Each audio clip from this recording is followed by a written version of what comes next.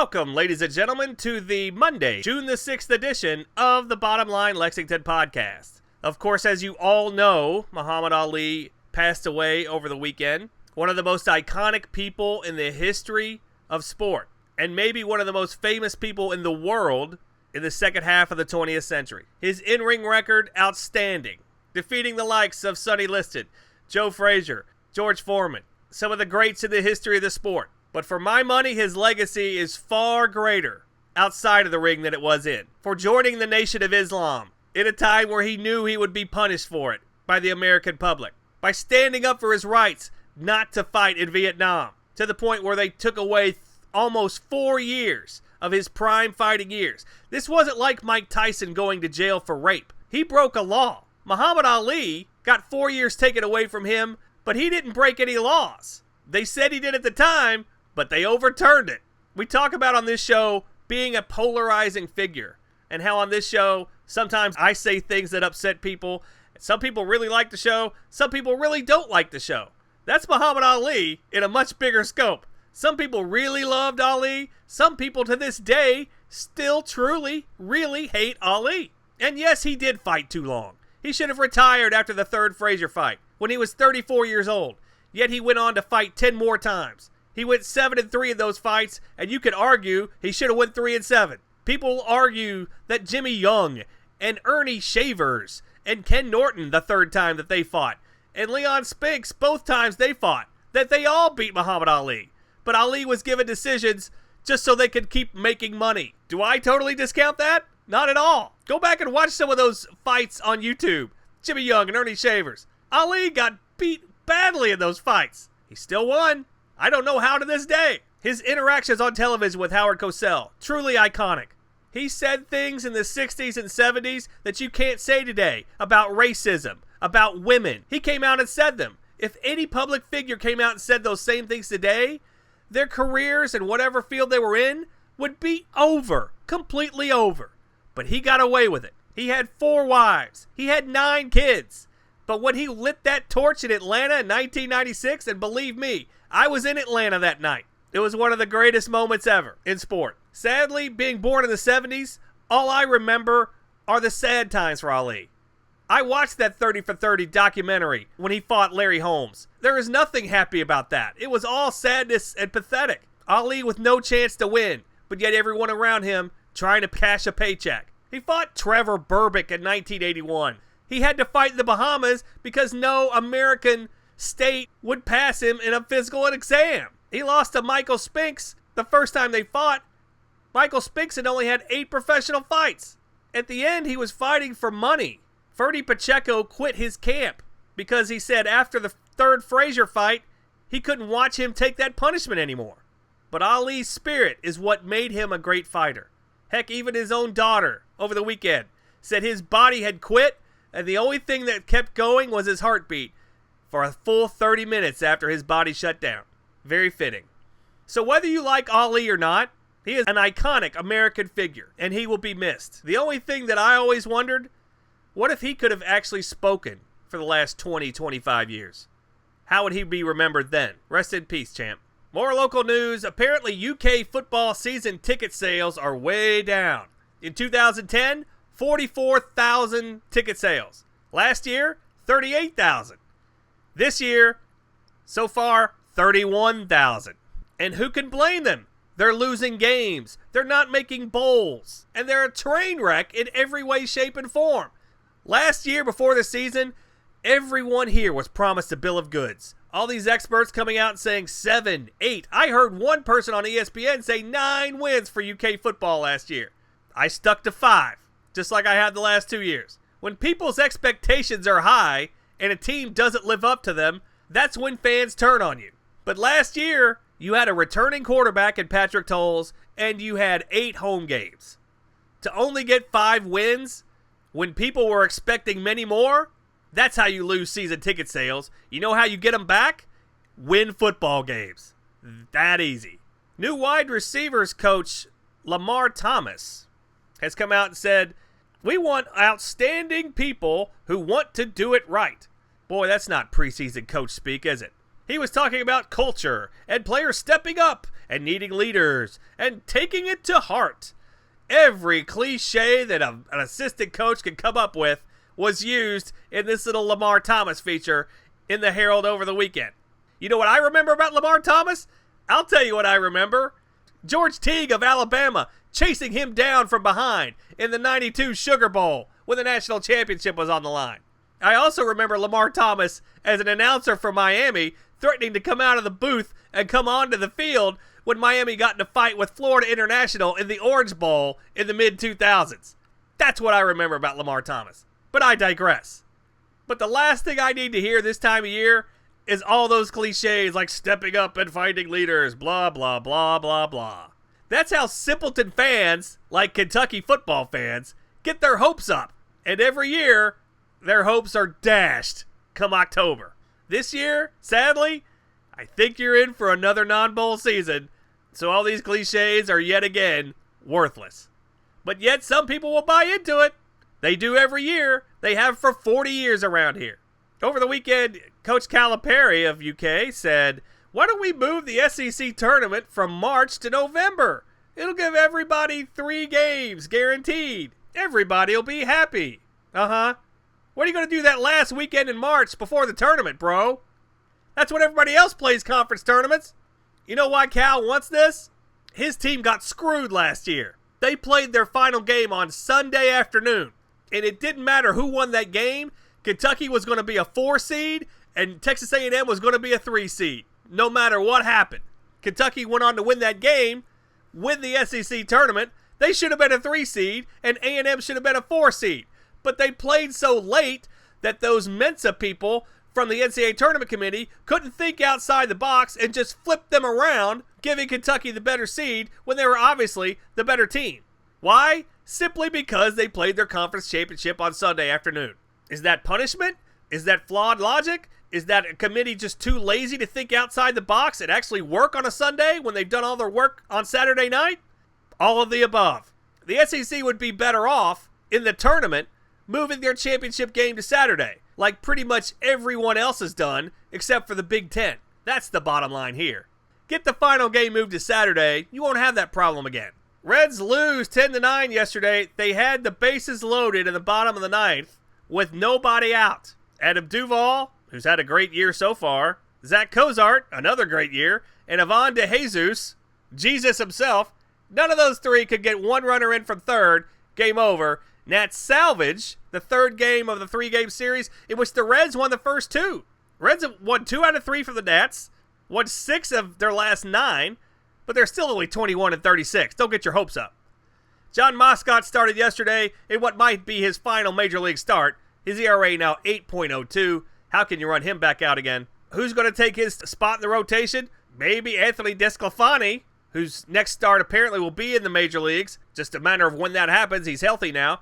Raisel Iglesias will not be starting. He'll be in the bullpen. Why? His arm's still not feeling well, but it's well enough to pitch a little bit. If you get anything from him, he should be your new closer. Another big day for Jay Bruce. You know this guy's on pace for 37 home runs and 114 RBIs? No coincidence his contract's coming up soon. It was funny to see Dusty Baker in town over the weekend.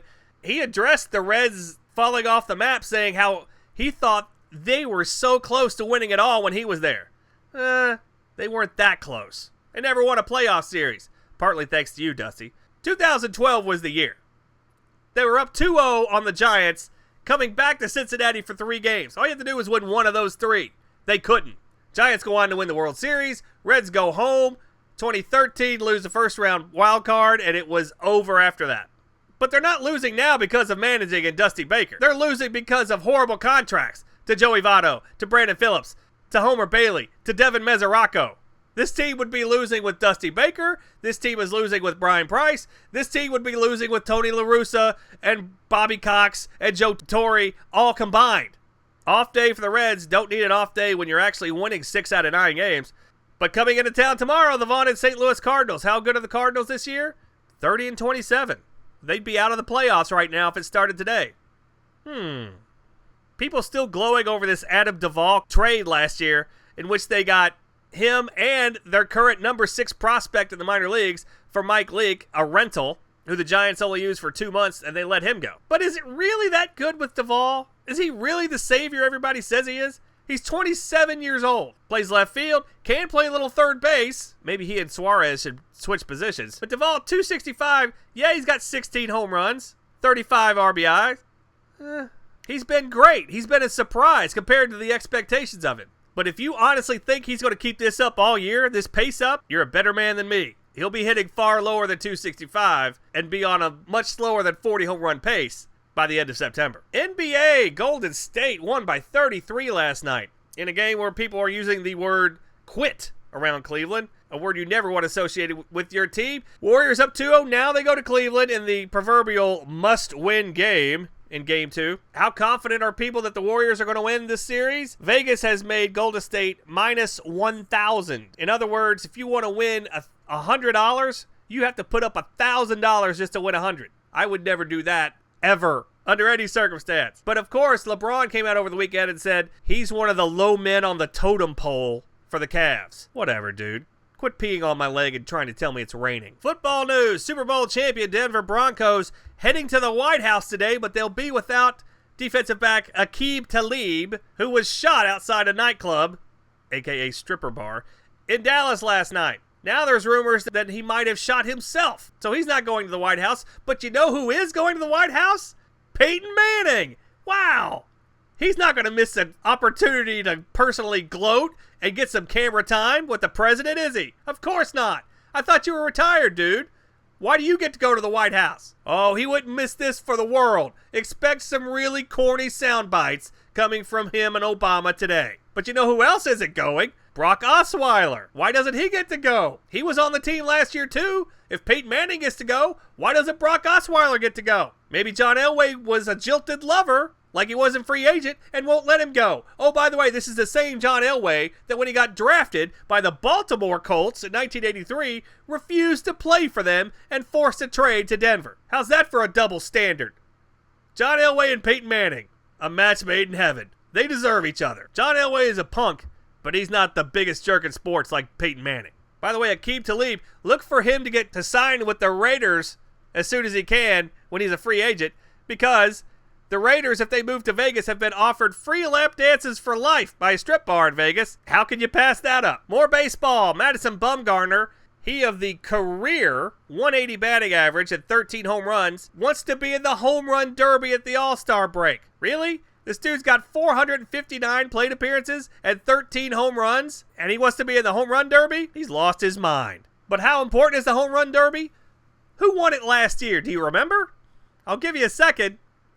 It was Todd Frazier of the Reds. How quickly they forget. Speaking of players who need to forget the past, Ryan Howard got hit with a beer bottle over the weekend. Did the fan have a right to throw it at him? He signed a 5-year, $125 million contract 5 years ago, and since then, his average per season, 229 batting average, 16 home runs, 58 RBI. Yeah, the fan probably did have a right to throw it. Further proving any baseball player getting over $100 million is more apt to choke and be a bust than to live up to it. Speaking of which, Carl Crawford, 7 years, $140 million. In 2011, his average since then, 271 batting average per season, 5 home runs, 29 RBIs, and 12 stolen bases. That's how he made his hay.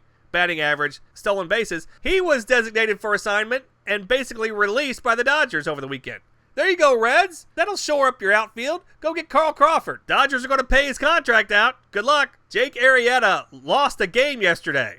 That's news. He'd won his previous 20 decisions, dating back to last July 25th. But is he the best pitcher in the National League? Heck, is he the second best pitcher in the National League? You could argue Clayton Kershaw has been the best. Jose Fernandez of the Marlins, second best. Another great game yesterday. 9-2, 2.29 ERA, leading the majors in strikeouts, 110. This guy's unbeatable at home, 23-2. 3 years ago, he was 20 years old and an all-star. Hurt his arm. It's taken him 3 years to get back. He's as good as there is again. Want to get a leg up on your fantasy league? Go get a guy named Will Harris. He is the new closer for the Houston Astros. Luke Gregerson, their former closer, 5 blown saves, 4.56 ERA. Who in the heck is Will Harris? He's 31 years old. But what happened? Last year in 71 innings, 1.90 ERA. This year in 26 innings, 0.34 ERA. That's how you become the new closer. Out of nowhere. Will Harris, your fantasy baseball pickup of the week. Someone you shouldn't pick up, James Shields, pitching in a pitcher's haven in San Diego. Last year, 3.91 ERA. This year, 4.28 ERA. Padres stink. They're on the hook for $42 million for this guy, so they ship him out to the White Sox. A hitter's paradise, where the ball flies out, and James Shields, oh yeah, he gives up a lot of fly ball outs. It might end badly for Shields. I'd look to dump this guy in any fantasy league. But how do the Padres feel? Signed this guy 4 years, $84 million. They paid him, he started 43 games. They paid him $1 million a start in 2 years. And got nothing back for it. It wouldn't be summertime without more O.J. Simpson news. Have you missed your little FX show with Courtney B. Vance as the great Johnny Cochran? Well, there's a new 30 for 30 that starts this weekend. A 5-parter that's about 7 hours about the life of O.J. Simpson. They've even rushed that into theaters so they can hopefully get some Oscar nominations for it. But the real news here is Ron Shipp, an LAPD employee for several years, says it might be time that O.J. admits that he killed Nicole and Ron Goldman. Apparently, Shipp says O.J.'s up to 300 pounds and wants to make things right before he dies. People really don't know this. O.J.'s up for parole in 2017. One more year, ladies and gentlemen, and then it's O.J. time again. Jeffrey Simmons was a 5-star high school football recruit who went to Mississippi State. However, there's a video of him striking a woman back in March. The school has given him a 1-game suspension, but they've enrolled him in school and he will play this year. This is the Ray Rice theory all over again. When the public sees that video, they're going to go crazy and they're going to shout from the mountaintops that he shouldn't be playing football. That's the thing. The public hasn't seen the video yet. As soon as they do, the school will have to react. But here's my only question. This kid was a 5-star recruit, potential first-round draft pick. What if he was just a 2-star walk-on? Do you think he'd get to enroll in school and play for this team? Not a chance. It's all about who you are. Can your talent out-trump your transgressions? Speaking of talent and transgressions, Johnny Manziel is being sued for $40,000 for a house that he trashed a few months back. I know this guy made a few million when he got to the NFL. Something tells me he's not going to have that money much longer. Oh, and big NBA free agent news. Austin Rivers, son of Doc Rivers, is now on the free agent market. Austin Rivers of the negative 1.1 win shares for the past season and one of the worst player efficiency ratings for anyone in the history of basketball for as much time as he's played. Negative VORP, negative PER, that's for you stat nerds out there. But yet he's made over $10 million in his career. I remember I was on a station here in town a couple of years ago, and one of the kids who was working at the station swore up and down after reading a Bill Simmons tweet that Austin Rivers had signed for 5 years at $125 million. Of course, I killed him for it after that. That kid eventually asked me to quit that radio show because his family wouldn't listen when I was on. Shocking, huh? Okay, it's Mac Daddy Stogie time. We have won our underdog picks each of the last 2 shows we've done. Tonight, we're going to go to Seattle. 31-24, Cleveland Indians travel to play the 31-25 Seattle Mariners. Mariners about a -120, meaning you're going to get about a +110 with the Indians. Indians on fire. They won 5 in a row. Mariners in the tank. They've lost 3 in a row. Indians as a dog on the road, 6-5. That's a winning record. Mariners as home favorites, 9-14. They'll lose you a lot of money. Trevor Bauer for the Indians, 4.27. James Paxton in his second start of the year, 7.36. His last start last week, 3 2/3 innings against the Padres, 10 hits allowed. That's the Padres, ladies and gentlemen. That's not the 27 Yankees. Mariners won 2 out of 3 in Cleveland back in April. Don't think the Indians don't remember this. Give me the Indians on fire right now as a dog at Seattle tonight. I'm getting the better team, I'm getting the better starting pitcher, and I'm getting the better spot. Indians for the win tonight as a dog. Your Mac Daddy Stogie of the night, and smoke them in the 9th inning. And that does it for today's Monday, June the 6th edition of the Bottom Line Lexington podcast. Thank you so much for listening. Make sure to email us anytime, bottomlinelex@gmail.com, and follow us on Twitter @bottomlinelex, and feel free to follow this YouTube channel. Thanks again, and until next time, may the winners be yours.